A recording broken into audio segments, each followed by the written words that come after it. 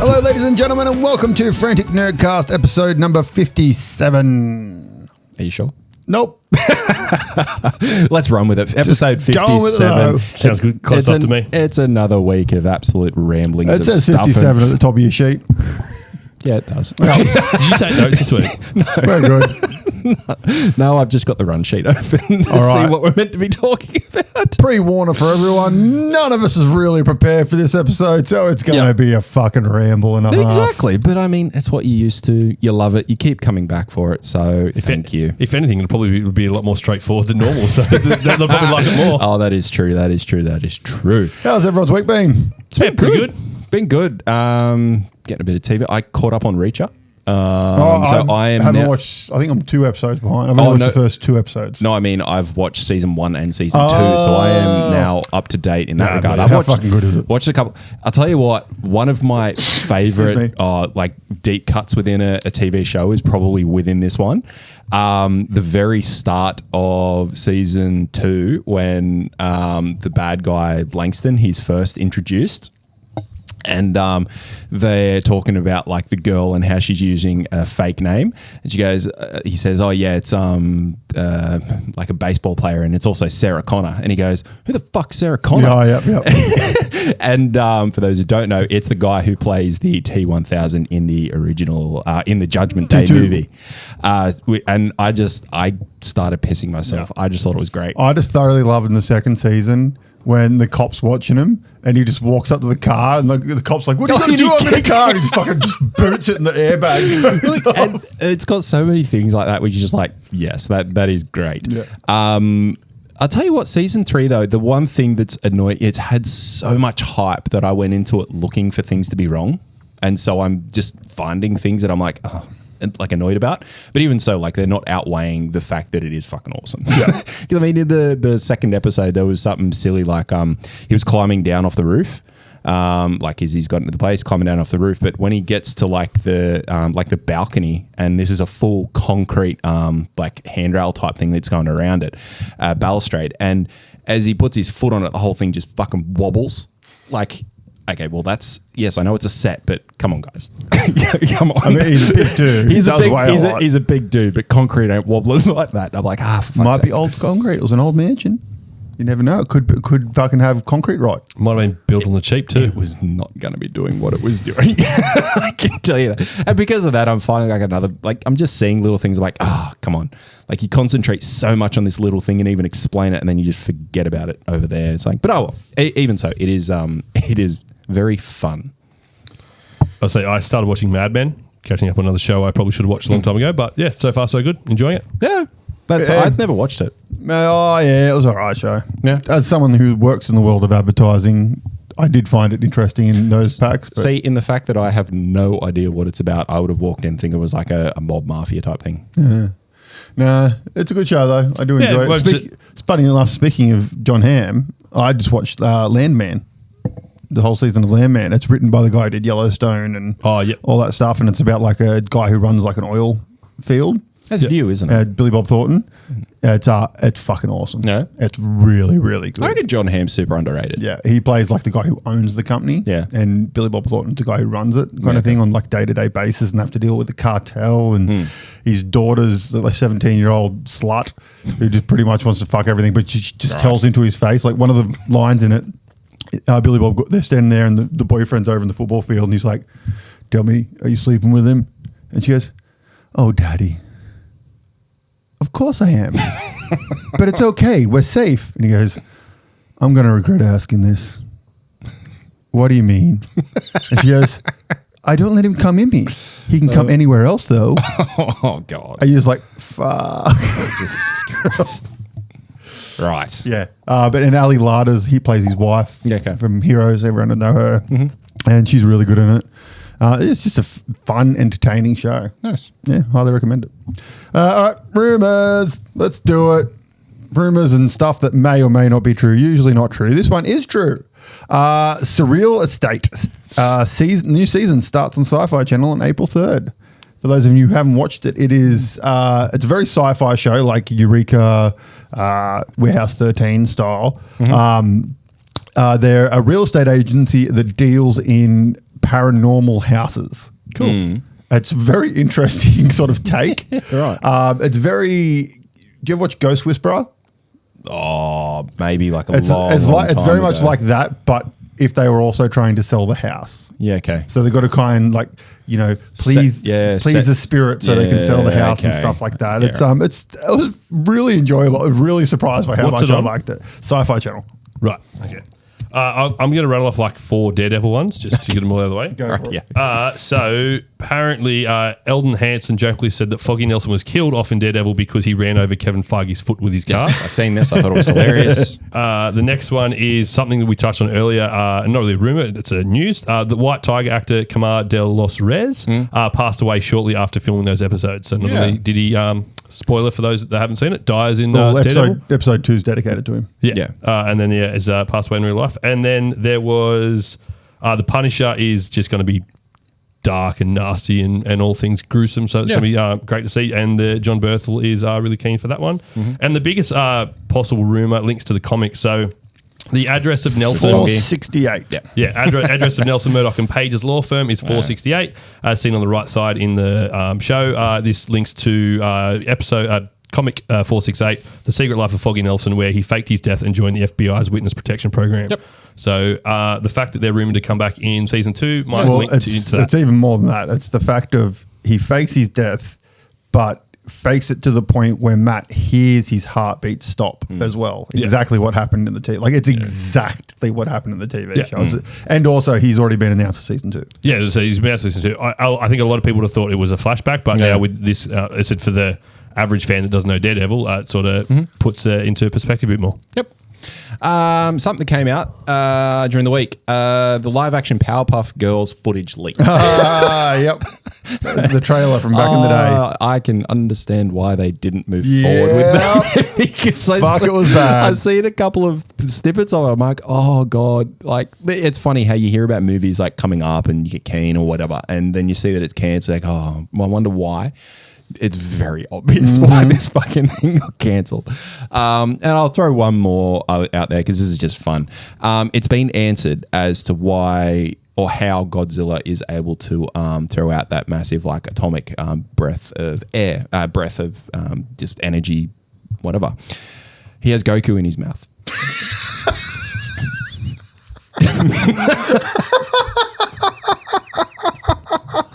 Oh, the internet wins again.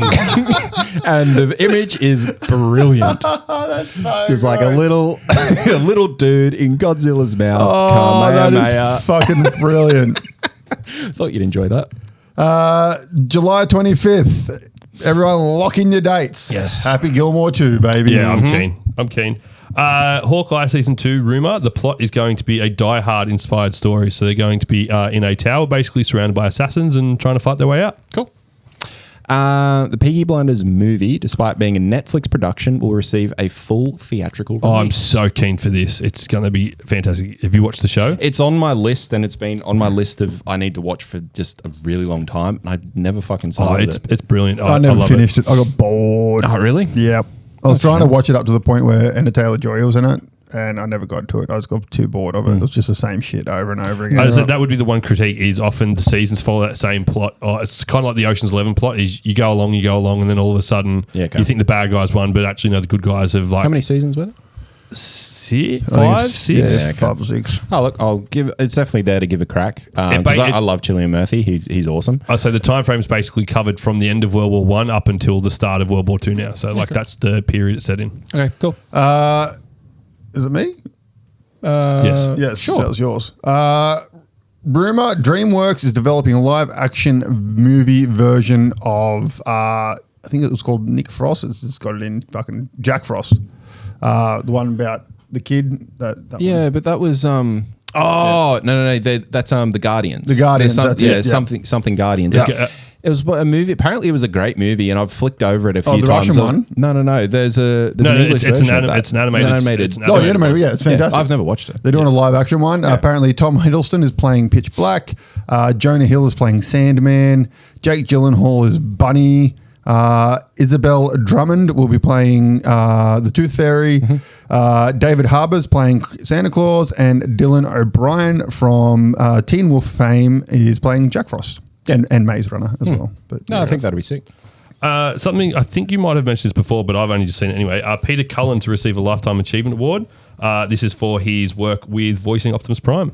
I did see this. We haven't mentioned that. I believe it's on my list, but yes. Good on him. The man is the voice of my childhood.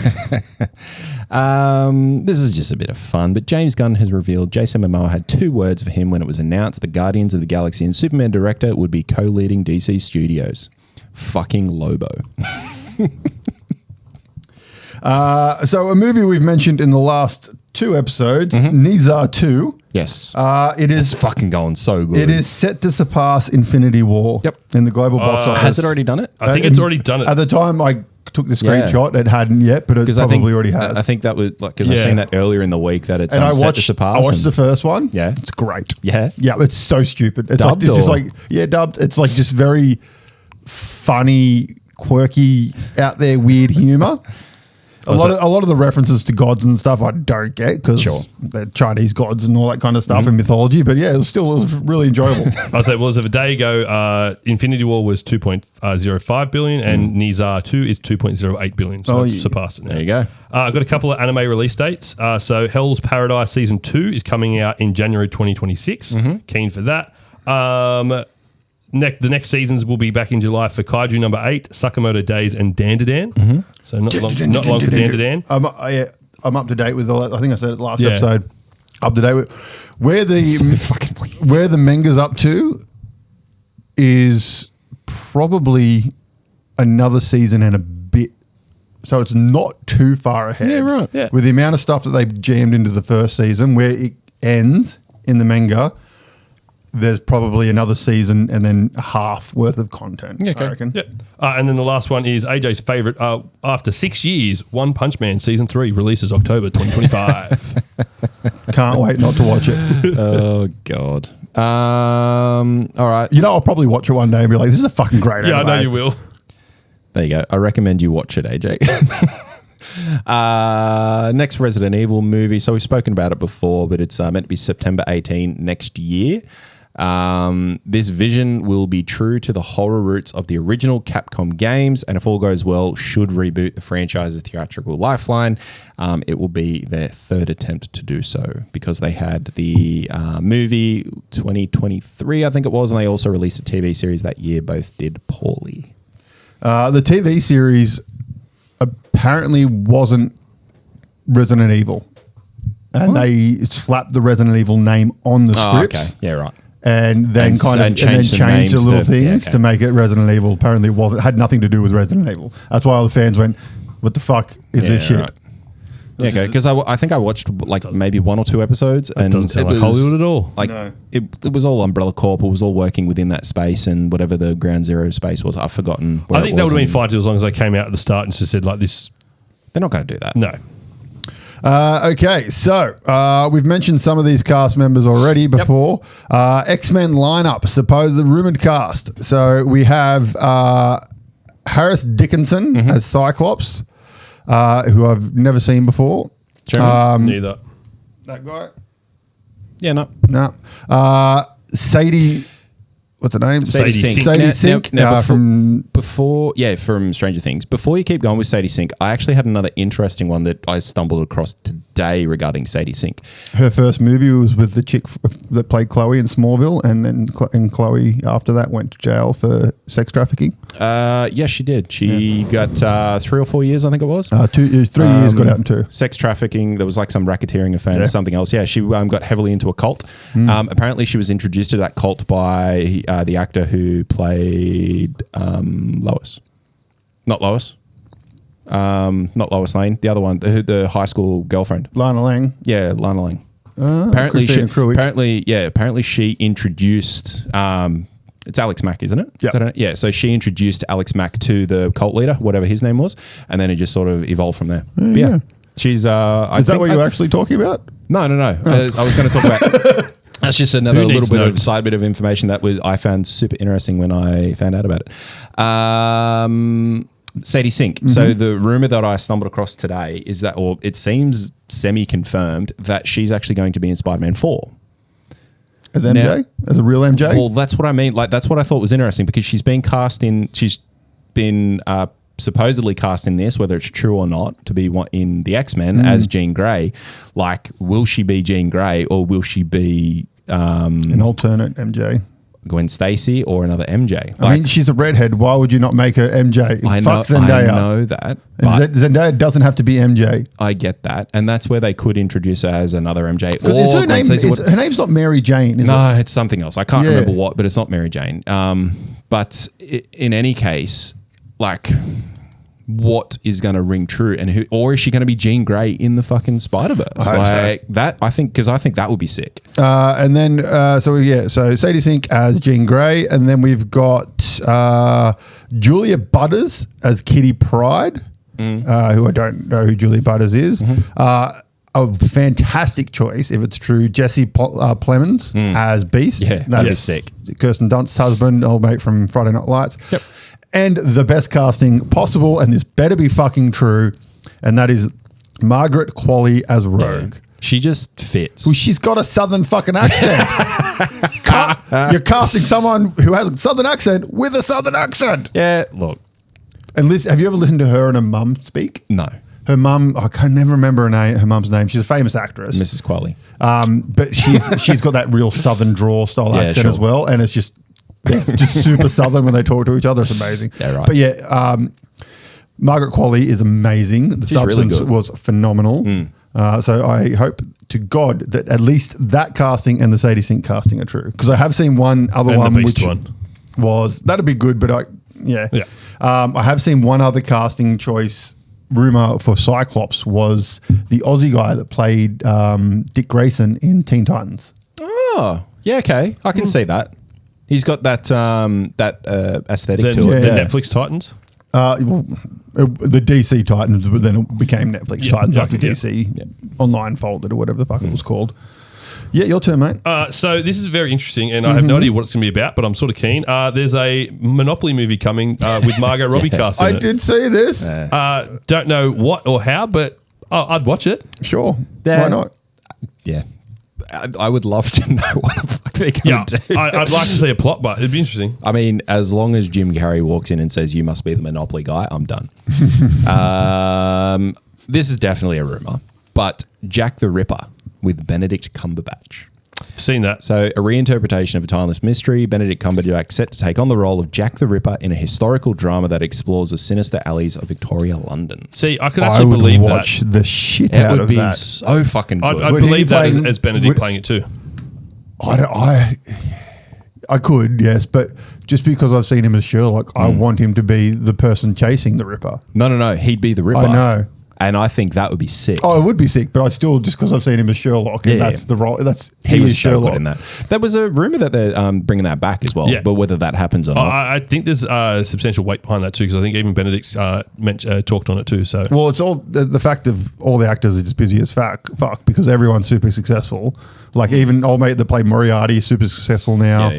Benedict, fucking Bilbo. Yeah, and then. The guy who creates it, he was the head writer for Doctor Who for the longest fucking time. Yeah. But he's not anymore, so he's probably got a bit of spare time there. But then also the guy that plays Sherlock's brother in the series, he's the other writer as well. And he does a lot of writing on Doctor Who and stuff as well. Yeah, there you go. But they did do that Dracula one on Netflix, which is really good. Yeah, okay. Speaking of Sherlock, the new mystery thriller series Sherlock and Daughter, starring David Thewlis and Blue Hunt. Thewlis, he's the dude from Harry Potter. Oh, yeah. The dad of the gingers. Yeah. Is he the dad of the gingers? No, that's the werewolf. Yeah. Oh, he's the werewolf. The He's a great actor. Teacher and Professor, episode 3. I know, they're all gingers. I assume they're all members of one same family. He's pretty much bald. So it starts on April 16th. Cool. So I know Sherlock. I'm always cool for Sherlock. There is that other show that came out in America, which is Dr. Watson. It's a spin-off. Oh, yeah. Supposedly based in the same world as Elementary. Yeah. But has nothing to do with Elementary. Yeah, right. Okay. Fair enough. So I've got Hulk Hogan being Hulk Hogan again. So apparently he's claimed he was offered the part of Admiral Thrawn in Star Wars Ashoka. They approached me to appear in the new Star Wars series as the heel character. When they told me I had to be painted blue top to bottom, I told them, that don't work for me, brother. He also added he turned down the role for the film The Wrestler. Just do that one again, please. That don't work for me, brother. Sounds like Mr. T. Yeah. So he apparently also turned down the role for the film The Wrestler. He was approached 3 times to do the movie The Wrestler, but he kept telling them if I did it, the film would suck. That one I can believe. Yeah. And I also agree with him. He did a movie called No Holds Barred about a wrestler. My first movie with New Line Cinema. It did incredibly well, made for $3 million and did about $50 million, which for a low-budget movie is unheard of. So I did another 2 films with New Line Cinema, Suburban Commando and Mr. Nanny. Low-budget films that made a lot of money. When the script for The Wrestler kept coming to me, I said, this movie is so good. If you put me in the film as a wrestler, people are going to say no credibility. Hulk Hogan isn't a good actor. Whatever Hollywood thinks of me. As soon as they put Mickey Rourke in there, I knew it had a chance, and he did such a great job. He also claimed he was offered the leading role of the cult classic Highlander, and made all these claims on the Howard Stern show. If you want to watch an interesting thing about Mickey Rourke and The Wrestler, it's on YouTube. You can watch it, look it up. It's Chris Jericho, talking about he had a main event that was meant to happen against Mickey Rourke. Yeah. And it was all sort of semi like cross promotion to try and promote wrestling, blah, blah, blah. And just all this shit that went off behind the scenes and stuff. And Mickey Rourke's people cancelled it and all this kind of stuff. And like Vince apparently said to Jericho, like, we need to get this back. I need you to go onto the show and just taunt Mickey Rourke into wanting to fight you. And so apparently he got on there and like just starts fucking taunting him, and like Mickey Rourke actually thought he wanted to fight him, and so apparently it all got back up in the air and stuff, and it was happening, and Mickey Rourke was at the rink before the main event, like before the show and stuff. So Jericho's gone down and apparently had like 3 people, and Mickey Rourke had apparently hired these 3 ex-UFC fighters if Jericho started anything to belt him up and stuff, and then he's like, no, dude, that was all acting. And like Mickey Rourke had actually thought that it was all real and stuff. It's a great story. It's really entertaining. God. What do you got, Proc? Amazon wants Amber Heard to play the next James Bond. And then the next rumor was Amazon are definitely not moving away from the roots of James Bond and are leaving James Bond as a male 007. And then there's another one saying that everything's still on the table and it could be a person of color, it could be a female, it could be anything. So who knows? Just make another Pierce Bond Brosnan's movie. apparently rumored to be back playing it as well. So make another Bond movie. Upcoming DC Studios animated series. We've got DC Studios presents Starfire, My Adventures with the Green Lanterns, which has Ryan Reynolds in it. Cruz on it, on the front, on the image. So hopefully she is the main character, which I would be very happy about because I love her.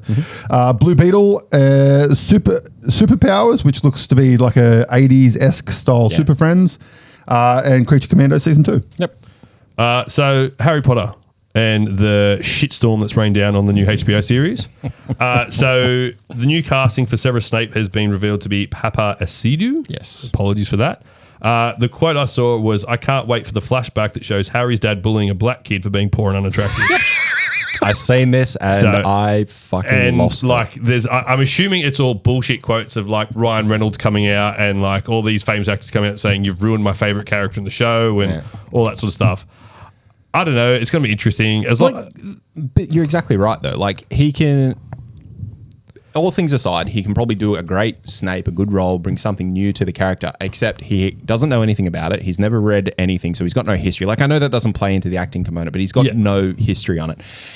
And that part there, like whilst it's hilarious, it's fucking real. Like it's gonna be one of those things. And like I said, the character is described as having that like white sallow skin and things like that. So like yes, it's many characters been redesigned before in the past and things like that. So if he does a good job, it'll all blow over anyway. But it's just an interesting casting choice, I think, for that one. Yep. I don't even know why they fucking remake it in the first place. So yeah, we've discussed this before. I'm all for it. Yeah, I'm for it. This is a great one that I've seen, and it's not a rumor or anything, just something I stumbled across. It says, nice try, aliens. There is no secret underground base on Mars. Written by Hugh Mann. I laughed too hard when I first seen that. So last week I mentioned that the female character in Hercules is going to be Yes. rumored to be Dua Lipa. Supposedly, Hercules is going to be Austin Butler. That's the rumor. I couldn't think. I seen his face and I remembered it, but I couldn't think what from. Elvis. Is that what it was? Yep. Yeah. there you go. The Chronicles of That's what I was thinking.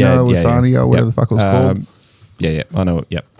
So back to Batman Hush. So obviously we know part 2 or the next one, Yep. whatever controversy it is about that one with you two. My next one after this one. But has already ordered 400,000 copies ordered for it. So Yes.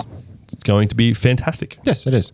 A definitive documentary on Jack Kirby titled Kirby Vision is in the works. I will watch the shit out of that. Yeah, I think that'd be pretty sweet. Zach, who's Jack Kirby? Don't know, but I had that rumor. Yeah, so who is he? Something to do with DC's fourth world. That's all I know.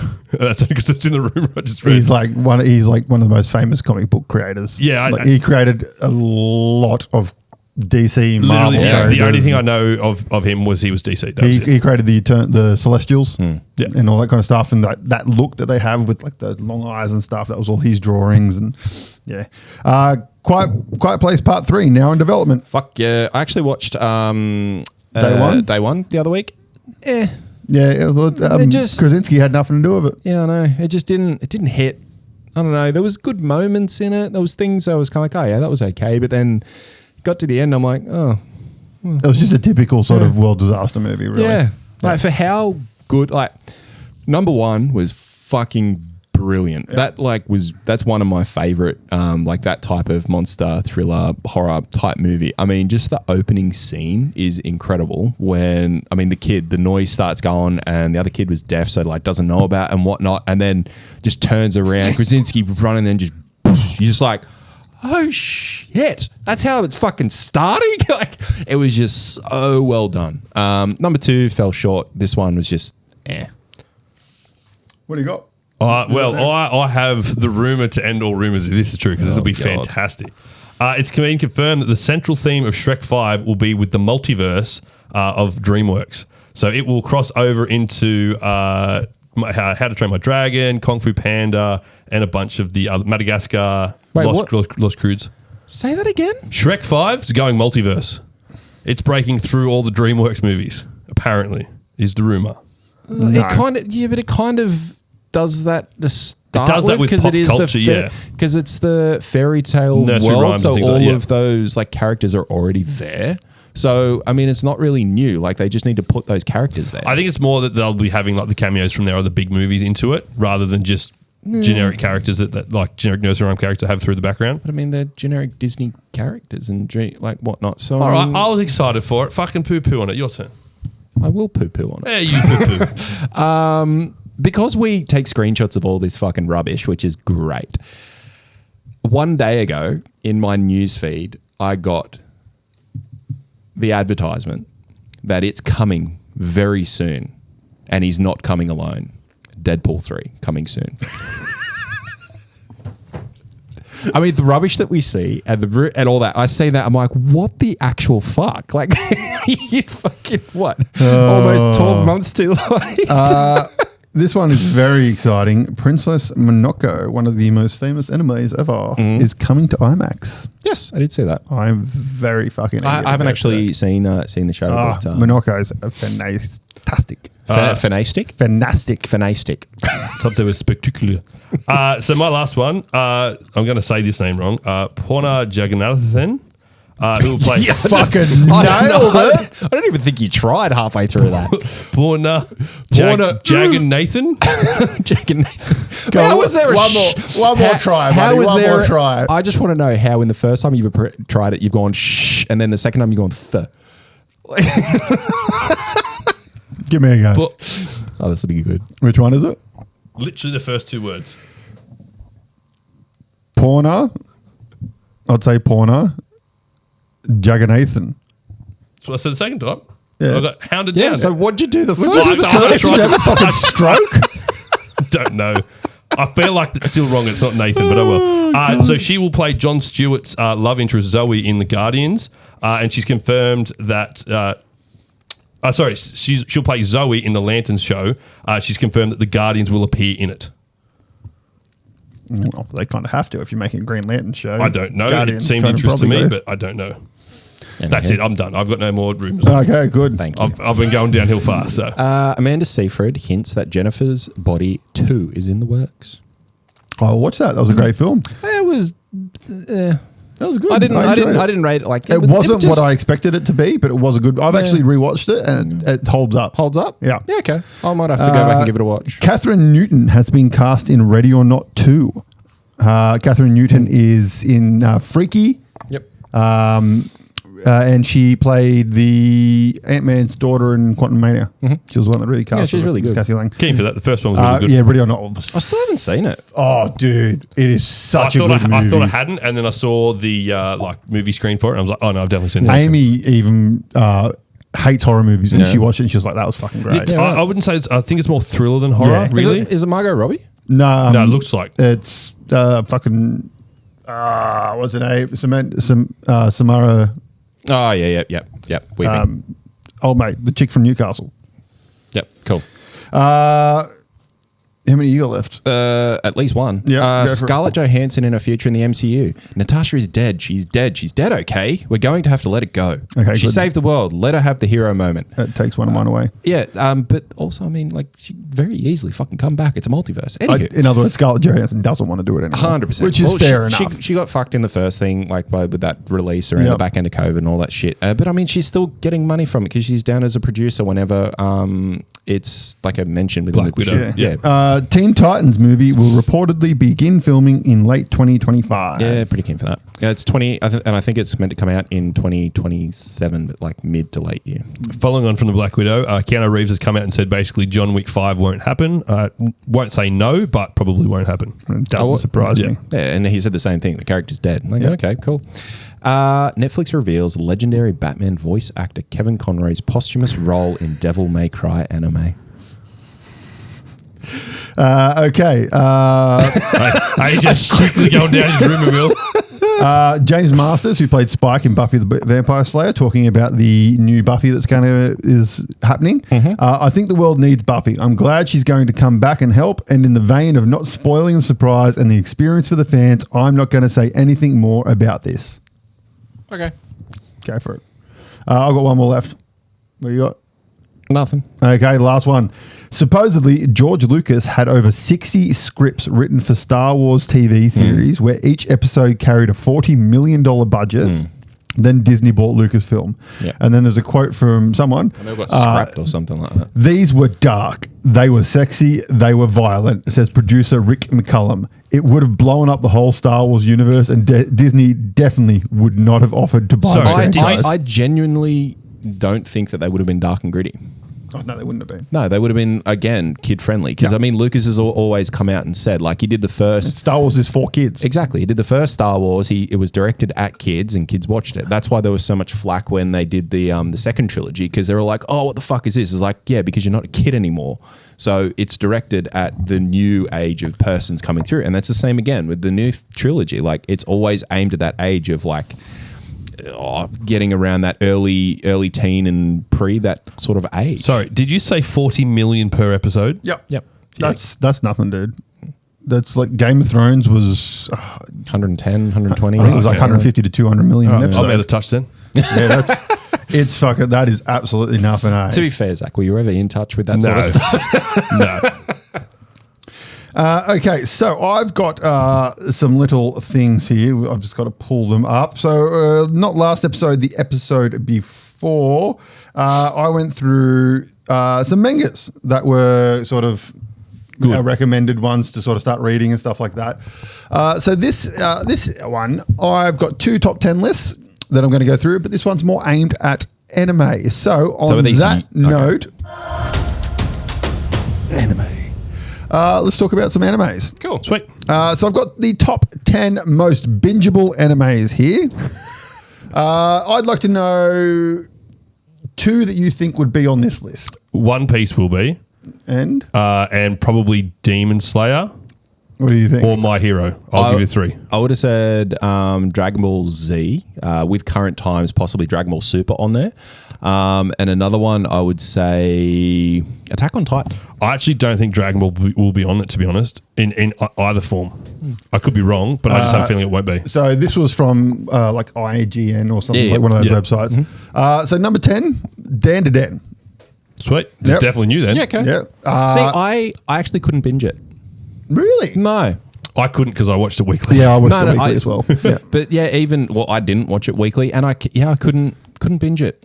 I watched one episode and I'm like, yeah, that's enough. I actually think I'm getting back to the phase of I don't mind watching things weekly because I like to actually stretch out a good thing. Wasn't Dan to Dan? Yeah, it was you watch it weekly. before? No, it was on Netflix coming out once a week. Yeah, that was really because it was basically coming out simulcast with Crunchyroll and those. A week late, right. later than Japan or something like that. Because the first show that I can recall in recent times doing that was Dragon Ball Daima, and like before that, I couldn't think of anything else. Yeah, a lot of, like I know One Piece is doing the same thing with their like the last season. It's coming out a week later on Netflix than it is on in Japan. So yeah, cool. As Dragon Ball Daima, whatever the fuck it's called, is the English one started yet? Yeah, it's on the dubs have started though. Yeah, it's on Netflix. Wait, sorry. Actually, I take that back. I'm not sure if the dub is there. I don't think the dub's there. Subbed is definitely there. I'm not sure about dub. it might be because usually, like I know from other things, it's usually about a 10 week, but it depends on the voice actors and things like that. So. Number 9 is an anime I thoroughly enjoyed when I watched it, and it's on Netflix. Zom 100. Yeah, heard of it. Haven't watched it, but really, it's like a geek gamer guy surviving the apocalypse, and it's like awesome colors and stuff. It's really good. Now, I'm not going to lie. A lot of these animes I've never heard of. I kind of expected. Number 8, Bocce the Rock. Has anyone ever heard of that? Dwayne or? That's what I thought. Backyard. Number 7, Oshinoko. Yeah, I've heard of that one. I've heard of that one. I haven't watched it, but I've heard of it. Do you know what it's about? Not a clue. Okay, this is going to be an awesome list. Number 6, Chainsaw Man, one of our most overrateds. Oh, I didn't. I think it was on my list from memory. I thoroughly enjoyed that one. Never watched it. I enjoyed parts of it. And other parts it had a cool premise with the demon being. The cool premise is fucking Chainsaw Man. Of course, it's a good premise. Well, in terms of how he got the powers. Yeah, sure. Miss Kobayashi's Dragon Maid. Yeah, that's on Netflix, I think, isn't it now? You're telling the story. I think I could be wrong. I have a feeling that's on Netflix, but again, it's one I've heard. I just haven't seen it. Fair enough. Cool. No comment. There are many an anime out there. Number 4 is a fantastic anime, which I actually learned about from watching one of the movies, and I was like, I don't get what's going on in this movie because it was one of those ones that's like you need to have watched the series to understand the movie, and then I end up watching the series, and it's great. No Game, No Life. No. It's a really good, weird dude from another universe thing, but there's gods and they like to play games and stuff, and all conflicts are dealt with by playing a game. So you can be like, okay, we're going to go to war. Oh no, we're not. We're just going to play a game of chess, and this is going to decide everything. Yeah, it's a concept. It springs to mind from Vox Machina with the devil and what was the Paladin's Mate? Yeah, like playing that card game. Yeah, it was one of the secret level concepts. Yeah. Number 3, A Place Further Than the Universe. I've heard really good things about that one. I have also heard of the name. I've never seen it though. No, I haven't seen it. I watched long anime, so trying to get through a lot of them, it's hard. Number 2, Saga of Tenya. No. Never heard of it. And number 1, Your Lie in April. Never heard of that either. No, as soon as you know, right? As soon as you put Dan to Dan down as number 10, I was like, nothing's going to be on this list purely because it's going to be a lot of recent shows. Yeah, I would say most of those are lucky to be 2 years old. Really, I could be wrong. Okay, so what's your other list? The top 8 most pirated animes of 2024. Yeah, this will be interesting. Actually, what are we thinking? You got two choices here to pick of the most pirated animes of 2024. This is where I think Daima might come into it. But again, I'm going to say One Piece only because like everyone, it's one of the most mainstream ones that's still out there running. So I'll go with One Piece. Anything else? Demon Slayer. I'll go Solo Leveling. Yep. I'm not really sure what another one would be. So my theory for this is going more mainstream only because most mainstream people that don't really watch anime like hardcore would be like pirating them. They wouldn't have the subscriptions to watch it legally. So that's what I'm thinking. It'd be something more on that mainstreamy sort of Western culture fan favorites. Speaking of streaming, Disney has decided that they're going to up their fucking subscription price by $1. Ads in too soon. $15 a month now. Dogs. I'm not paying $15 a month to watch one Marvel show a year. Fuck off. Oh, you might get two. Okay, number 8, Blue Lock Season 2. Cool. That's soccer. Yeah, that's a good one. It's quite entertaining. It's out there. It's weird. Number 7, Tower of God Season 2. That's on Netflix, I think. Well, it's on the most pirated list. Yep. All right, number 6, we have a winner. Solo Leveling Season 1. Number 5, Tsukimichi Moonlight Fantasy Season 2. No. Number 4, Season 1. Number 3, Mushoku Tensei Jobless Reincarnation Season 2. I love the names, man. They're fucking out. Some of the names are out there. Then we got My Hero Academia Season 7. And then number 1 is a fantastic show, and you all should watch it. It's amazing. And it's That Time I Got Reincarnated as a Slime, Season 3. As you said the one before, I was going to say, I'm going to come up with this name just to, like, with the out there names. Every time I hear that one, it's fantastic. It's a great show. There's another one that's like I got transformed into a spider or something like that as well. Like, it's just... Well, what I mentioned to you guys after the podcast last week was, what was it? I got transformed... my cat is actually an S-level monster, or something like that. And it's a dude who reincarnated to a cat and gets carried around in boobs. Hey, it's the dream. It's the dream, it really is. Well, they're my list. No, as I say, there's anime is definitely on the rise. I think in like generic pop culture, so it's good to see as an anime fan that it's out there more and more. As I said, I think it's something that Netflix is leaning heavy into is getting that mainstream anime onto their service to sort of separate them apart from the other streaming services. Prime has some good sort of niche-y ones. I've noticed. I've watched a couple on there, and they're like not big name ones, and they're pretty entertaining. Yeah, a lot of them are. It's just a matter of like actually wanting to sit through usually the first few episodes, which is usually the hardest of most shows. But for animes, it can be really hard. I used to, before the whole streaming thing, I used to do the judge a book by its cover situation. I'd go to JB Hi-Fi or somewhere and I'd be like, that cover looks cool. Yeah. I'll buy that season. And I mean, that's a good way to go by it, because I find with animes, if I watch episode 1, perhaps episode 2, I'm just like, I generally won't go any further. Like, I won't even bother. Even if people have said, no, you've got to get past episode 1 or 2, I'm like, I don't want to. I've seen episode 1 or 2, and I mean, I don't want to go any further. Well, after I actually started getting into anime, because I've watched anime my whole life, like Robotech when I was a little kid and stuff like that. But once I actually really got into watching animes, I started buying a magazine called New Type. Yep.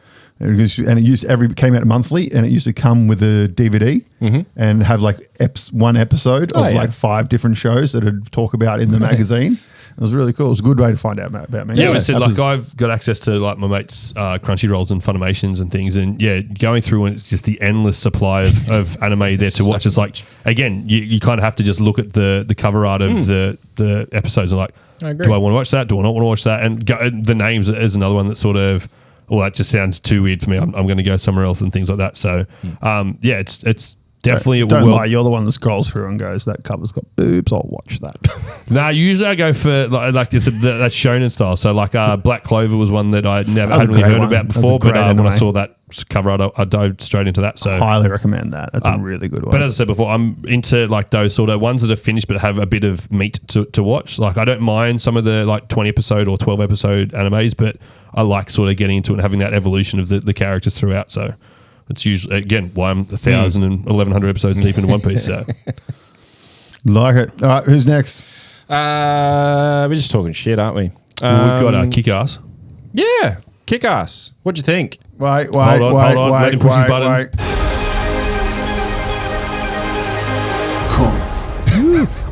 So Kick-Ass. AJ tasked me with the challenge of reading Kick-Ass, the comic or graphic novel, whatever terminology it's put into.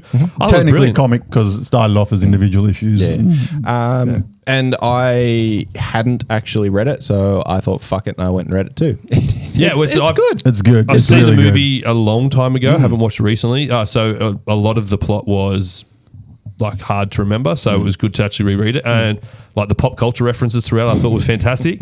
But yeah, no, it was great. The art style was great. The pacing in it was really, really good. I was surprised, like, and the fact that it hooked me in, like I thought I'd been reading for about 5 minutes. Next minute I'm like halfway through the thing, I'm like, I've actually been here for 30 minutes. So it was really good. I found that it because the movie, like, it stayed pretty true to the comic, which I really enjoyed. Like, there's like key differences like towards the end, but where because they were making I think issue 4, 5, and 6 were getting made as the movie was getting made. Sure. From memory. And I mean, the ending in the comic is definitely more fun. But I know why they went with the ending in the movie. So for those of you who haven't watched Kick-Ass in a long time, again? So the ending in the movie is he tells the girl that he's keen on that he's not gay. And she kind of freaks out a little bit, but then they end up getting together and dating. Yeah, they don't do that in the comic. In the sequel, no, they don't. They're dating in the sequel. In the comic, pretty much he does that and she says, like, get fucked, punches him or something from memory. No, boyfriend punches. I like the way that he first does it, because he says it as if it's like the movie. Like he goes, "Yeah, I told her and everything was great, and we shagged, and then we were together forever." Haha, not actually. The boyfriend punched the fuck out of me. Yeah, and then it ends with her sending him a picture of her giving a blowjob to another dude. Yeah. And Which then he masturbates over it. Yeah. And I mean, it's far more crude, but it's very entertaining.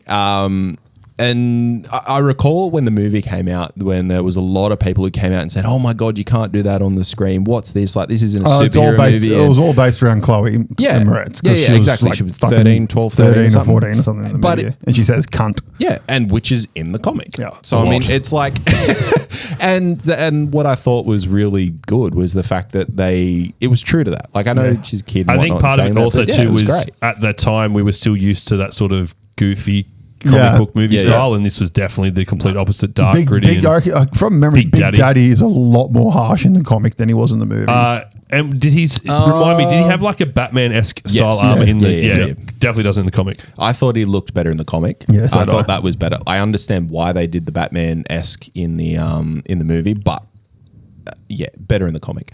I don't know about the harshness between the two. I think because it was more focused on Hit Girl and Kick-Ass. Like, you don't see Big Daddy as much in either of them necessarily. Yeah, I think in the comic, if anything, I'd say maybe not as harsh, but it's only because it moves along so quickly that you don't really get, like, it. Whatever scene he's in, he says his line, but then the very next scene, the frame has something bigger and bolder in it. So I'm not saying he's not harsh. I just think it's the movie probably did it more justice only because you could focus on that. And it was Nicolas Cage. Yeah, that too. That's also true. It's so funny watching that movie back, and like the Kick-Ass is fucking old mate that just played Craven. Aaron Taylor. Yeah. John. Aaron Taylor. And like you look at him in that, and he's like this little weedy guy, and you look at him now, and he's this buff, sexy as fuck man. And you're like, Jesus Christ, what happened there? No, exactly. And having McLovin as the villain, and then his best friend is Peter, whatever his name, the one he's in like every season of American Horror Story. Yeah. I know who you're talking about. He was Quicksilver. I can't think of his name. He was Quicksilver in X-Men. And Aaron Taylor Johnson was also Quicksilver. He was too. That's right. Yeah, they were both Quicksilver. And they were both in the MCU because he did a crossover in WandaVision. Yep. What I did also like, the little tidbit, was at the start the friends are like, "Oh, we're spending all afternoon coming up with new swear words." Tunk. It's the bit between. And at the end when the old man gets kicked in the nuts, the gangster, it's like, "Oh, my tongue!" Wow, that really took off. I can't believe how fast that caught on. Just for those of you playing from another country that are not in Australia, I believe most people in like America and stuff call it the taint. Yes.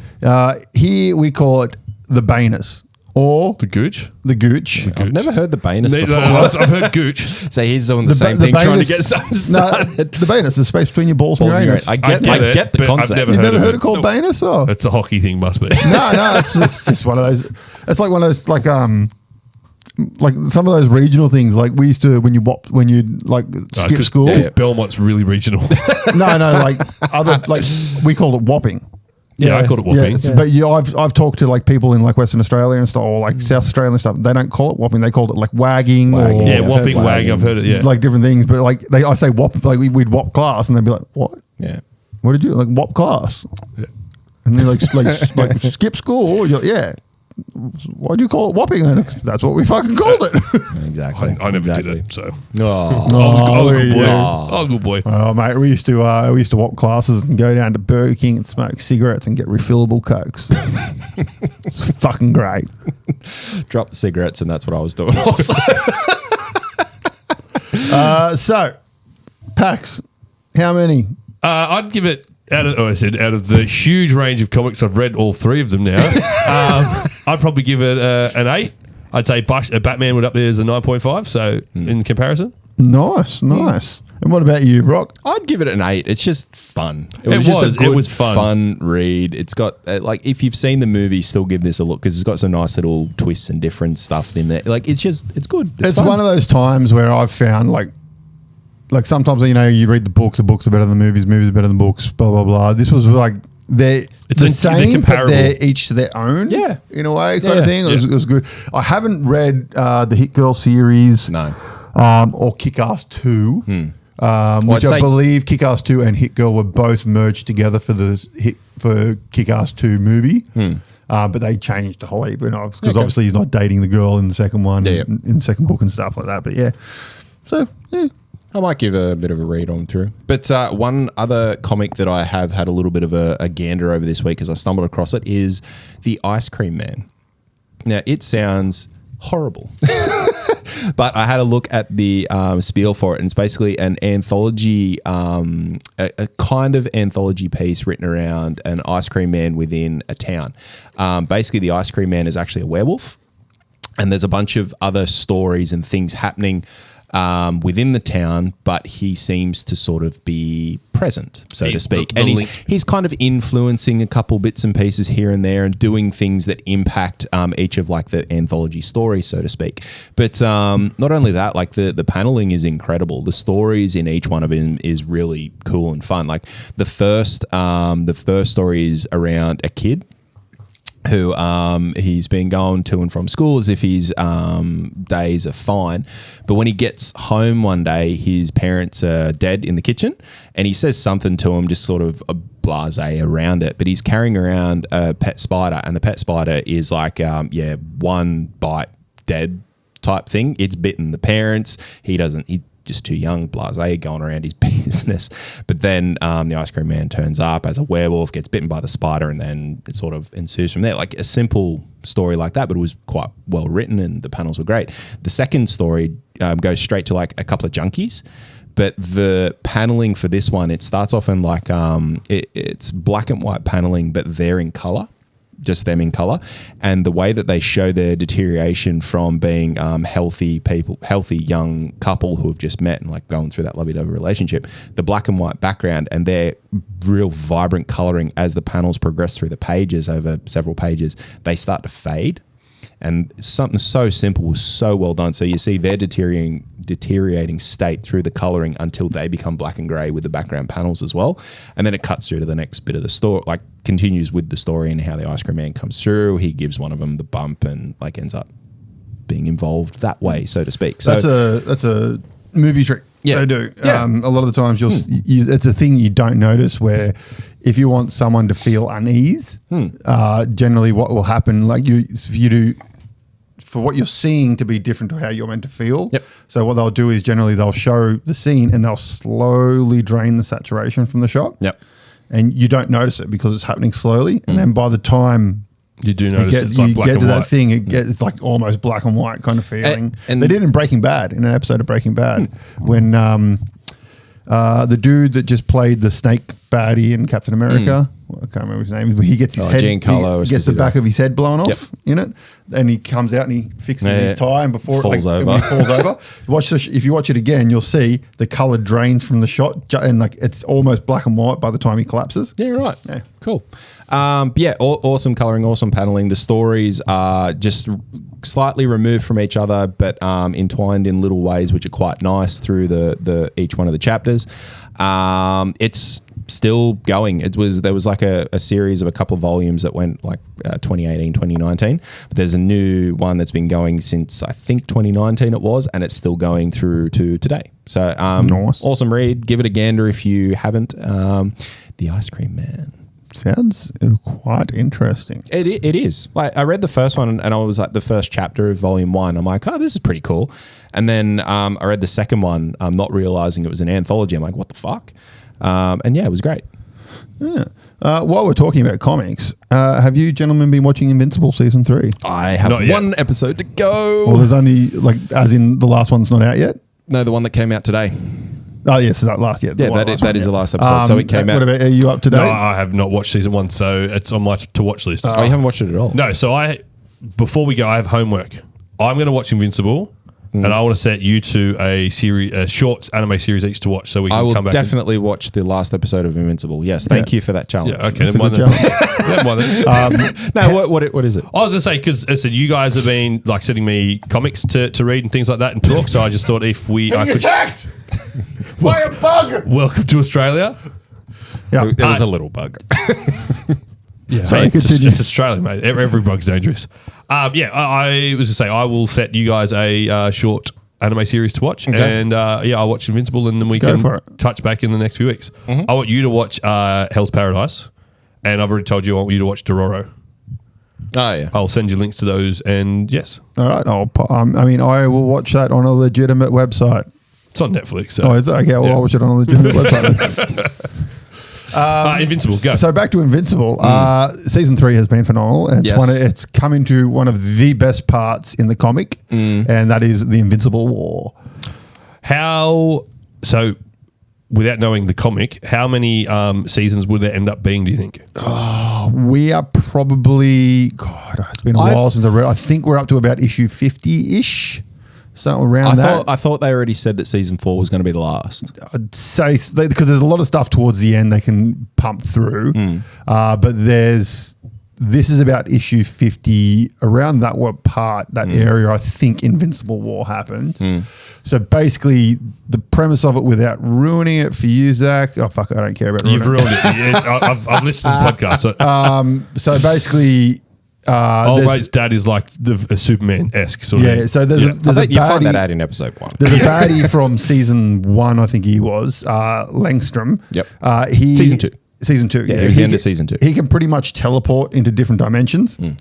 And so in season 2, he teleports into every dimension and pulls every version of himself into this one plot. Yep. And to build this big machine thing to, blah, blah, blah. Shit goes Boost wrong. his brain. Everything blows up and it all goes inside of him. So he's the only one left in the universe of the multiple universes of himself. And he blames Invincible for it. Yes. Yeah. And then at one point, he starts fighting Invincible. Invincible thinks he kills him. He doesn't. Fucks him up, though. He fucks him up hardcore, like crushes his head to the point where it's like just teeth and a tongue talking. Yeah.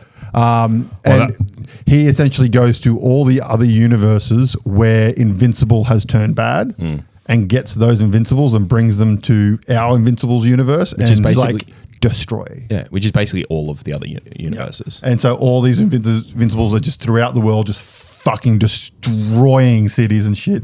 So it gets all the superheroes in, like, and in the comic it's really good because it crosses over with every Image character. So every character that's in an Image comic is in the Invincible comics and the Invincible War. So you get like Witchblade, Spawn, fucking Savage Dragon, like all of them, like Youngbloods, all the comic, all of them is really cool. Obviously, none of them were in this. Yep. But it's just fucking awesome watching Invincible fight Invincible and just multiple of them. Sounds. I love how well his character development so far from season 1 to now. Wait till the end. It's so much more. Yeah, like I just for how far it's gone so far, it's been incredible watching him grow through it. Because I mean, it starts off with him as a kid who just gets his power. He's like, "Yoo-hoo, look at me! I'm going to be like Dad." Like as a 17, 18-year-old. 17 years. And then he just gets his ass kicked all through season 1. Reality hits hard, does it? That doesn't stop in the comics, and it man. doesn't. He keeps getting his ass kicked. But like it doesn't stop in season 2 either. Like he keeps getting his ass kicked, but he wins like 1 or 2 fights. And then in season 3, this is the first one where he's sort of like he's actually doing good in the fights. Like he's still getting his ass kicked, but he's also Holding his own. He's holding his own, and he's also winning fights as well. So it was really cool just to see till like the from Viltrumite Wars. well the Viltrumite who turned up at the end of Conquest. Yeah, Conquest. I was trying to think of his name. So Conquest turned up, and who is voiced by Dean. What's his name? The dad from Supernatural. The one that plays Dean Jeffrey Morgan. One that plays Negan in Walking Dead. Dean Jeffrey Morgan. Yeah, I think it is. and for those of Walking Dead fans, which I was not a fan of it, but the guy that voices Invincible is the guy that Negan shot in the head. Yeah, and so it's like a rematch, and all the like Walking Dead fans are like, oh my god. Yeah, like it's fucking incredible. Also, like fun fact outside of all of this, he is in real life married to the chick that played Peyton in One Tree Hill. Just I haven't seen One Tree Hill. That's a fun so fact for you. But yeah, it's awesome, and like the comic is it's only going to get better because the comic only gets better. So I've read the first volume, like season 1 of the comic, so to speak. I am going to wait till I've finished watching the show before I progress too much further with the comics because I'm too invested in the show to then go read the comics, if you know what I mean. So I don't want to go past and like finish it and then go right now. Honestly, but I want to. If anything, it makes the show better because it just shows you how good the show is made. Yeah, I'm gonna wait until I'm gonna watch. Rogen cares. I'm gonna watch the TV show. And then I'm going to read the comic. I'm going to try and stay a little bit behind and then get through it. But the comic is incredible, just from what I have read. There's fantastic, like this doesn't ruin much of the comic or anything, but there's fantastic parts where the relationship between Mark and Eve gets like tested multiple times. Pretty much from day to day. And the biggest one is... this will ruin. Yeah, don't say it. Moving on. So highly recommend it. Get amongst it. Watch the shit out of it. It is awesome. You know what's something so simple that they do in this show, which I think is fucking great? The openings.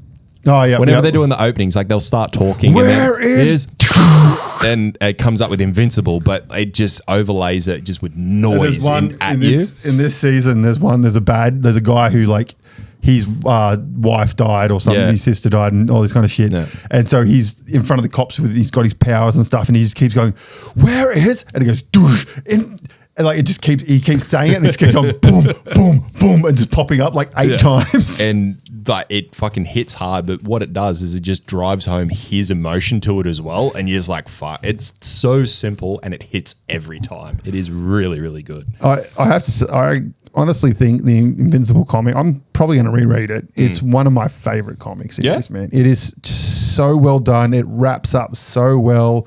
All the characters get ample time to shine in it. Like Beast Girl and Rory? Robot. They have a fantastic arc. Even their background arc at the moment, their arc gets so much better. Yeah, I wonder if they'll show it. They will. It's a major part of it. Yeah, okay. It's like because it leads into one of the biggest arcs Sure. in the comic. I wasn't sure if they would make that arc bigger, or if they would just continue with it in the background. It's pretty much been really good accurate with the comic where they're just kind of floating bits and pieces here, and it leads to a massive part of the comic. Sure, okay. Which like dictates the end of the comic, kind of thing. Fair enough. It's a big part. But yeah, if you're loving the show and you want more, read the fucking comics, man. I have it a question. So good. You mentioned this character earlier, Spawn. Yep. I know Spawn is a superhero. Who is Spawn? Spawn is the original Jamie Spawn. Foxx. The original Spawn is Al Simmons. He is a Marine who gets portrayed by the company that hires him and killed. And he gets sent to hell where he meets Mabolja, who is essentially the devil. And he makes a deal with him to come back to life as one of his hell spawns in order to see his wife and kid again. And eventually he betrays Mabolja and gets away and all this kind of stuff. And around issue 300 or something, he ends up actually becoming God. And like but the first arc, he is trying to catch this rich adult guy who is driving around in an ice cream van, kidnapping and doing naughty things to children. Fair enough. And and then there's a guy called the Clown, who's like this big fat lardy thing that walks around, but he turns into the Violator, which is like this big, long, lanky, fucking slender man-y monster with big jaws and stuff. And there's two cops that are really integral parts to it and stuff like that. And there's lots of characters. Like Angela was a character that came into it, and she was an angel who would hunt hellspawns. Yep. And then there was a big legal battle with her character, and it turned out the DC won her because the character that created her was working for DC or something at the time. So she's actually now a Guardian of the Galaxy. Yep. Cool. Yeah. But she started in Image and Spawn, and then, like, lots of fucking cool characters. And it's bloodthirsty. It's adult as fuck. He's got powers where he can release chains, unlimited amount of chains from his body. His cape is essentially its own entity that can turn into weapons and shit and shields, and he gets hit and he regenerates and stuff. And because it's a character I've always like seen and heard about. I've just never really known anything about him. And the other one is with Punisher being like up and running in Daredevil again. Is that the same Punisher that is the purple like skin suit Punisher, or like a different variant? You're thinking Phantom. Oh, Phantom. That's what I'm thinking. Never mind. Very That's different what I was characters. like, is this taking a very different arc? But that would be why, because I'm thinking of a different character. Yeah, very different Look, I characters. don't know comics, is why I'm asking questions. Phantom has been around for a long time. Brock's just looking at it with absolute disdain right now. There was a fun little, for Phantom, there was a fun little TV miniseries that came out on Sci-Fi Channel, probably 15 years ago, and it was going to be like a backdoor pilot kind of thing for a TV series. Only 15 years ago. Wow. Yeah, Who was the... but it was really enjoyable. Billy Zane or someone played Billy him? Zane played him in the movie, yeah. And this one was like a new generation kind of Phantom, and he has like new outfit, more snazzied up for modern times and stuff. And it was on Sci-Fi Channel. It was really enjoyable. Yeah, it was a pretty cool little thing. I wish it got turned into a TV series. It would have been like one of those corny... Yeah, okay. Kind of villain of the week kind of things, though. It's a corny character. Yeah, it really is. But no, they're very, very different characters. That makes sense. Because I was like, oh, if this is the same character... He was a defender of the earth who was... I was like... because I remember him always being like in the jungles and stuff. Yeah. Yeah. And then there was a multiverse, like Avengers style team called the Defenders of the Earth, which was like him and like four other characters. I can't remember their names, but there was a cartoon of it back in the Hanna-Barbera days, which was a pretty cool cartoon. But yeah, he was like the kind of Black Panther-y character. Yeah. Like like Black Panther kind of similar powers. Like they get their powers from the jungle and stuff. And he's got a ring with a skull. I remember the ring, Whenever he punched people, it'd leave a mark on them and stuff. That's where the connections come from, the skull from the Punisher and then the skull from the Phantom. And they both start with P. Yeah, highly recommend. But Spawn is great comics. No, Spawn's something that said like it's always looked intriguing. Like even the character aesthetic and things. Yeah, fantastic. Because it's Todd McFarlane, who used to work for Marvel, and he pretty much reinvented the way to draw Spider-Man's web. Yep. Because back in the day, it used to just be like a couple of lines that would come out, and he invented like the swirl that goes like a solid shaft with like a swirl that goes around it, and that's how he started drawing them when he was drawing Spider-Man, and then that became like the staple of how to draw it. And he created Venom. He created the character of Venom. Yeah. And essentially Marvel and DC and all that kind of stuff were like, you were hired by us when you created the character, therefore we own the character. Yeah. And they all got the shits So they went, okay, fuck you all. And they left and created Image Comics, which is a creator-owned company, which means if you create the character, you own the character. Hence, the guy ultimately invented Invincible. He owns it. He did Walking Dead. He owns those. Spawn was on there. Witchblade started on it? No, it started on Top Cow. I can't remember. One of the two. But yeah, lots of characters. Cool. And Spawn is phenomenal, and it's up to like issue 500 and something, I think. And then there's a spin-off of a futuristic Spawn called Rat City. There's Gunslinger Spawn, which is like a Western Spawn. There's She Spawn, which is another one. It's really good. What were you going to say? Never read it. You've never read Spawn? No, I've got a bunch of them, but I've just never dabbled. I think you've got up to like issue 350 or something in that pile of comics I gave you. Right. I have some reading to do. Yeah. They are really good, enjoyed, like really good world building. Yeah. Al Simmons isn't Spawn anymore. Is another character. Is it easy enough to follow from number one? Like it's a good number one and then carry through. Okay, cool. Yep. I think I read up to like 300 in like the span of like a month. Oh, really? Kind of thing. Yeah. Yeah. Okay. Pretty easy to do. Trade backs or? No, I just read all single issues. Yeah. Okay. But they're all digital and just smashed it on really easily. Anything else we want to talk about in this episode of Random I've got one Fucking thing Shit? that shouldn't take too long.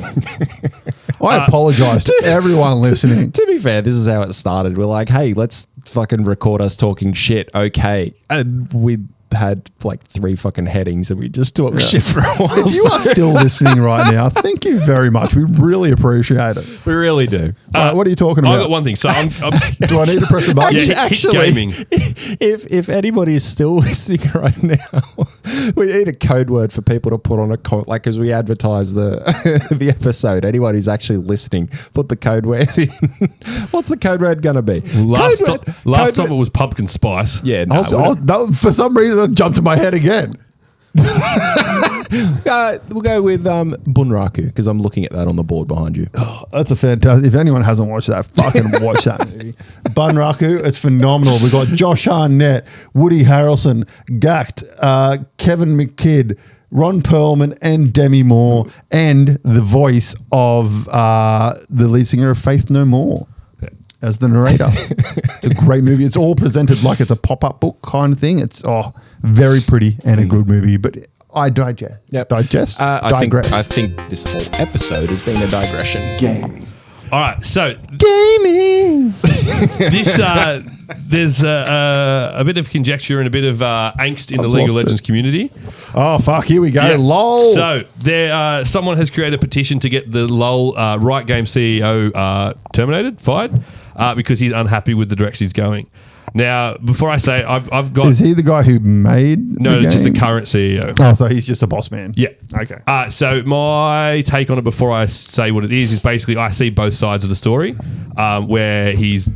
No fence sitting here. Get on one side. We will be the... Yes, that's why I brought it here. LOL players, we will be the judge of this shit. That's why I brought it here. So wait. Court is in session. Plead your case. So basically, under the leadership of Dylan... Objection. Overruled.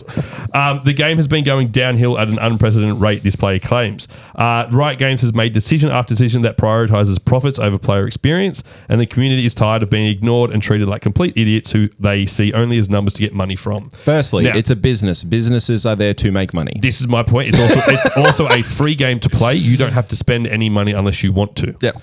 But inherently, typically, when you spend money, it obviously makes it easier or better or more capable of doing better, those types of things? No, this is literally only money you can really put into it is potentially to level accounts faster to level 30. Sure. To buy more characters, which you can get for free anyway, so you can just get them faster. Okay. And skins, so purely cosmetic. Okay. So there's no pay to win, I will buy this character and I now am stronger than you. Mm-hmm. No, it's just you can go through. And a lot of the times they give those same things you buy, they give out for free anyway. Okay.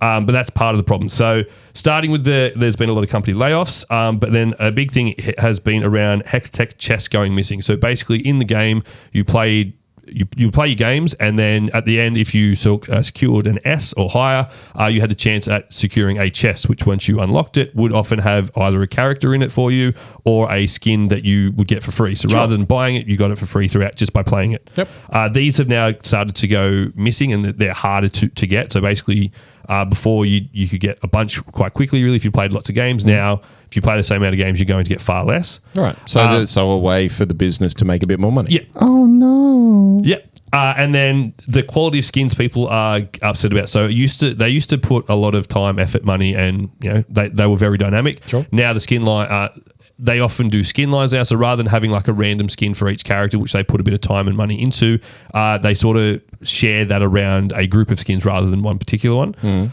And then So they theme. Yeah. So certain themes are like there was projects, so like all the sort of futuristic sci-fi sort of skins for each character. Pajama Guardians was another one, or Star Guardians. It's not the same skin. It's just that it's following a theme, and they're just doing a different little adaptations of that particular skin. So for instance, there is the Star Guardian, which is effectively a Sailor Moon theme for certain female characters in there. So each character in there has not the male ones? No, Ezreal has one, so there is one. That would be hilarious. See, before you go any further with that, like, I mean, I'm all on board for a theme because it means you've got to go out and collect. Like, that's a smart business decision. So it's not necessarily the themes, it's just the fact that rather than spending the amount of money they were on one skin to make that as crisp and as quality as it could, that's now being spread over like 4 or 5 skins. So is it crisp and quality, or is it just that they look similar because it's just the quality. So it's the theme I have no real objection to as a player.